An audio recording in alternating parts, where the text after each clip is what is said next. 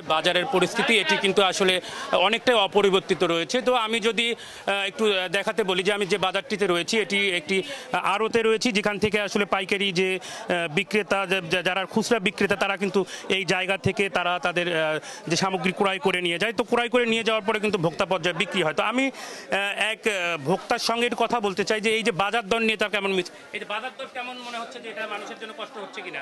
বাজার অনেক বেশি, বাজার খুব কষ্টকর হচ্ছে মানুষের, গরিব মানুষের জন্য চলাফেরা করতে। আলুর দাম বেশি, রসুনের দাম বেশি, পেঁয়াজের দাম বেশি। তো এগুলোর দৃষ্টিতে আকর্ষণ করার জন্য সরকারের প্রতি বিশেষ করে একটু নজরদারি করা দরকার। ধন্যবাদ আপনাকে।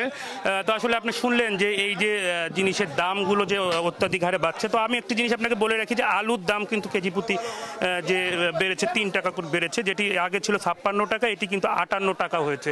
তো আসলে এই যে সরকার যে শুল্ক কমানোর পর যে দাম কমার কথা ছিল, এটির প্রভাব কিন্তু আসলে বাজারে পড়েনি। তো আমি চালের দামের বিষয়টি যদি বলি, এটি কিন্তু আসলে অপরিবর্তিত রয়েছে। যেমন আপনার মোটা যেটি রয়েছে এটি 45 টাকা কেজি দরে বিক্রি হচ্ছে এবং আটাশ কিন্তু 58 টাকা কেজি দরে বিক্রি হচ্ছে বলে আমাকে জানিয়েছেন। আরেকটি জিনিস বলে রাখি যে শীতকালীন যে সবজির যে বিষয়টি এটি কিন্তু অপরিবর্তিত রয়েছে। আর এই যে বাজার দরে যে আসলে ভোক্তারা যেটি বলছে যে এই যে বাজার মনিটরিংয়ের মাধ্যমে কিন্তু এই বাজার দর কম করা সম্ভব বলে আমাকে জানিয়েছে।